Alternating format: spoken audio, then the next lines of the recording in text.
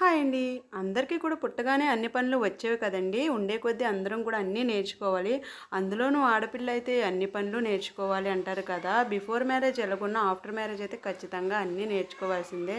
ఎందుకంటే before marriage అయితే parents help చేస్తారు. మరి ఆఫ్టర్ మ్యారేజ్ అత్తమ్మలు చేసేలా ఉంటే ఓకే. చెయ్యని వాళ్ళైతే విడిగా ఉండేవాళ్ళైతే అందుకని అన్ని పనులు మనమే నేర్చుకోవాలండి. మేబీ హస్బెండ్ హెల్ప్ చేసినా తర్వాత మనం లేనప్పుడు ఏం చేస్తాం చెప్పండి. అందుకే మన పనులు మనకొస్తే చాలా మంచిదనమాట. ఇదంతా ఎందుకు చెప్తున్నానంటే నేనైతే ఇంకా కొబ్బరి చట్నీ చేశానండి. ఇది దానికోసం అనమాట.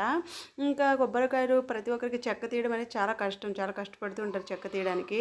రాదు అది. ఇంకా అలాంటప్పుడు ఏం చేస్తారంటే గ్యాస్ వెలిగించి దాని మీద ఒక 2 మినిట్స్ హీట్ చేసి అంటే వేడి చేసి తర్వాత మనం ఏదైనా చెక్క కొడితే దాన్ని చెక్కతో కొడితే ఆ చెక్క అనేది చాలా ఈజీగా రిమూవ్ అయిపోతుందండి. చాలా ఈజీగా వచ్చేస్తుంది అనమాట. దానికోసం పెద్ద కష్టపడాల్సిన పని లేదు. ఎందుకంటే చాకుతో తీసి ఆ చాకు సరిగ్గా కుదరక మనం వేలు కట్ చేసుకుని ఇంకా అదంతా అవసరం లేదండి. ఇలా వేడి చేస్తే ఆ చెక్క అనేది మాత్రం చాలా ఈజీగా రిమూవ్ అయిపోతుంది. ఇంకొంచెం చెక్క కొబ్బరి తీసుకుని మనం రకరకాలుగా వంటలు అయినా చేసుకోవచ్చు. అవునా, నేను ఇంక ఇలా అయితే ఎప్పుడు కొబ్బరి తీసినా కానీ ఇలానే చేస్తానండి. దీనికైతే మనకి బిఫోర్ మ్యారేజ్ పేరెంట్స్ హెల్ప్ చేస్తారు. మరి ఆఫ్టర్ మ్యారేజ్ చేసేవాళ్ళు లేకపోతే అందుకే అన్ని పనులు మనమే నేర్చుకోవాలి. అవునా.